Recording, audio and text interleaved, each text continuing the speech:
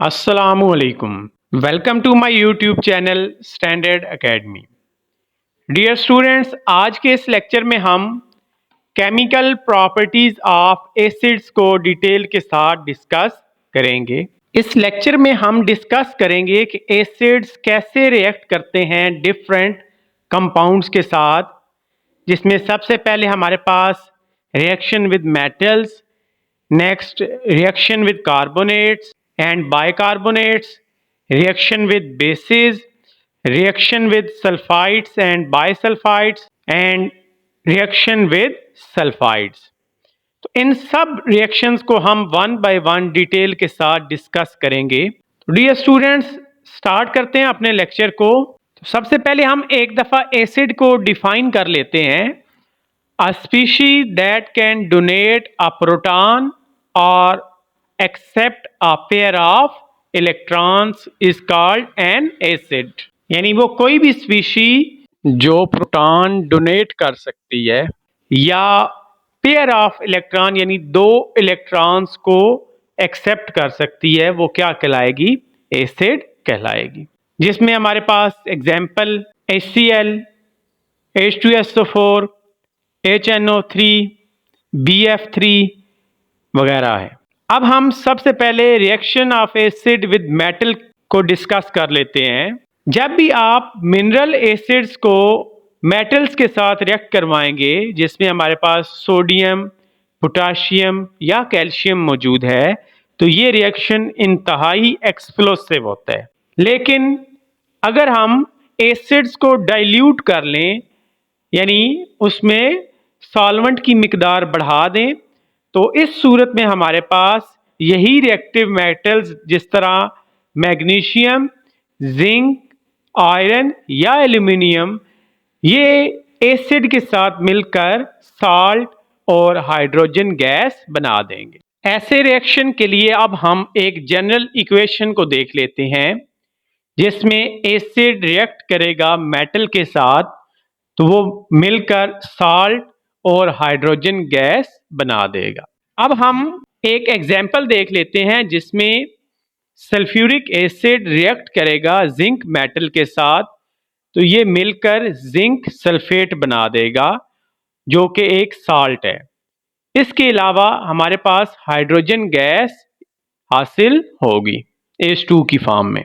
एक और रिएक्शन हम देख लेते हैं जिसमें हाइड्रोक्लोरिक एसिड HCl रिएक्ट करेगा एल्यूमिनियम मेटल के साथ, तो ये मिलकर प्रोडक्ट एल्यूमिनियम ट्राइक्लोराइड बना देगा जो कि एक साल्ट है।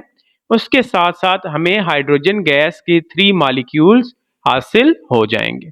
नेक्स्ट सेकंड टाइप है हमारे पास reaction of acid with carbonates.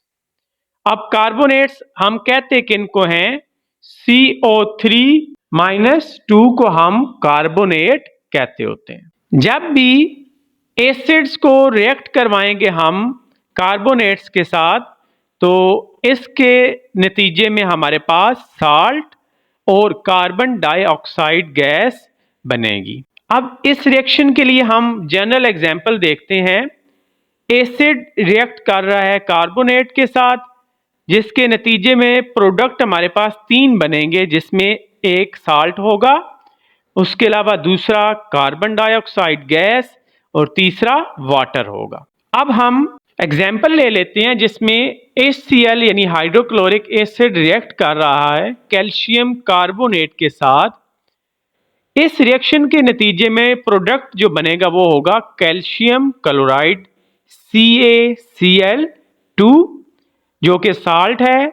उसके अलावा कार्बन डाइऑक्साइड गैस CO2 और उसके अलावा H2O यानी वाटर हमारे पास हासिल होगा। नेक्स्ट रिएक्शन है हमारे पास reaction of acid with bicarbonates. तो कार्बोनेट्स की तरह बाइकार्बोनेट्स में भी सेम प्रोडक्ट हमारे पास बनेगा salt, carbon dioxide and water. तो इसका भी कॉमन रिएक्शन दिखाया गया आपको, जिसमें एसिड और बाइकार्बोनेट आपस में रिएक्ट कर रहे हैं। तो रिएक्ट करने के बाद product salt, carbon dioxide gas और वाटर बन रहा है। अब हम इसके लिए एक एग्जाम्पल देखते हैं जिसमें सल्फ्यूरिक एसिड और सोडियम बाइकार्बोनेट आपस में रिएक्ट करेंगे तो ये रिएक्ट करके Na2SO4 साल्ट बना देंगे जिसका नाम सोडियम सल्फेट है। इसके अलावा कार्बन डाइऑक्साइड गैस और वाटर हमारे पास बनेगा। डियर स्टूडेंट्स, नेक्स्ट रिएक्शन है हमारे पास जिसमें एसिड रिएक्ट कर रहा है बेस के साथ। तो जब भी एसिड और बेस आपस में रिएक्ट करेंगे तो ये मिलकर साल्ट और वाटर बना देंगे और इनके दरमियान जो रिएक्शन होता है उसे हम न्यूट्रलाइजेशन रिएक्शन कहते होते हैं। चूंकि एसिड और बेस आपस में मिलकर न्यूट्रल साल्ट हमारे पास बना देते हैं जिसकी pH 7 होती है। इसके लिए अब हम एक जनरल एग्जांपल देखते हैं जिसमें एसिड और बेस आपस में रिएक्ट कर रहे हैं।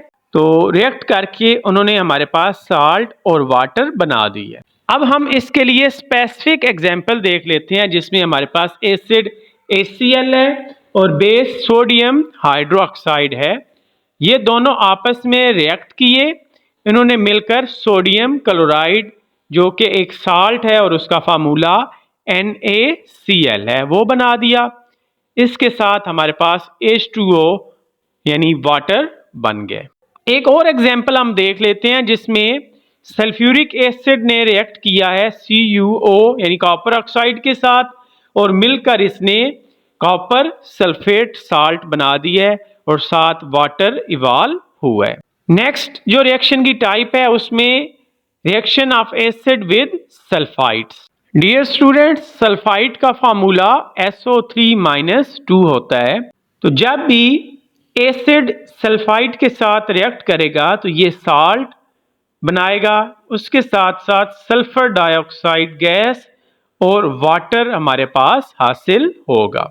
इसके लिए हम एक जनरल एग्जांपल देख लेते हैं जिसमें एसिड रिएक्ट कर रहा है सल्फाइड के साथ, उसके नतीजे में जो प्रोडक्ट बन रहा है वो है salt, SO2 gas and H2O जिसको हम वाटर कहते होते हैं। तो इस रिएक्शन के लिए अब हम स्पेसिफिक एग्जांपल देख लेते हैं जिसमें HCl के दो मॉलिक्यूल्स ने रिएक्ट किया है कैल्शियम सल्फाइड के साथ और प्रोडक्ट बना है हमारे पास कैल्शियम क्लोराइड CaCl2, इसके साथ SO2 गैस और वाटर का एक मॉलिक्यूल बना है।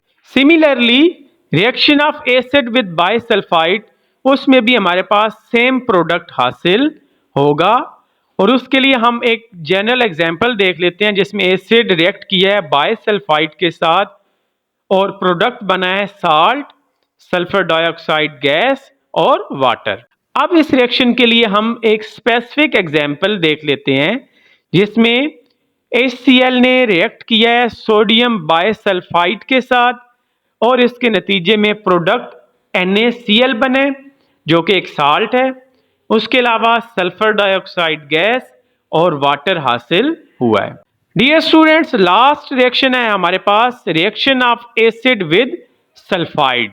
ऐसे रिएक्शन में एसिड मेटल सल्फाइड के साथ रिएक्ट करता है और मिलकर साल्ट और सल्फाइड गैस बना देता है।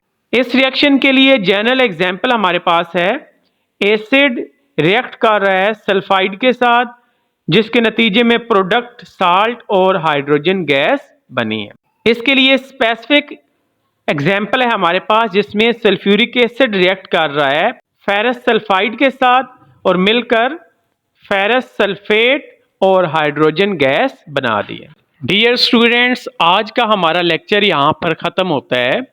मैं उम्मीद करता हूँ कि आपको अच्छे से आज का लेक्चर समझ आ गया होगा। अगर आपको वीडियो अच्छी लगी है तो वीडियो को लाइक कर दें और चैनल को सब्सक्राइब कर दें। डियर स्टूडेंट्स, मैंने डिस्क्रिप्शन में Lewis acid base theory, Bronsted Lowry acid base theory और आर्हेनियस थ्योरी का लिंक दे दिया है।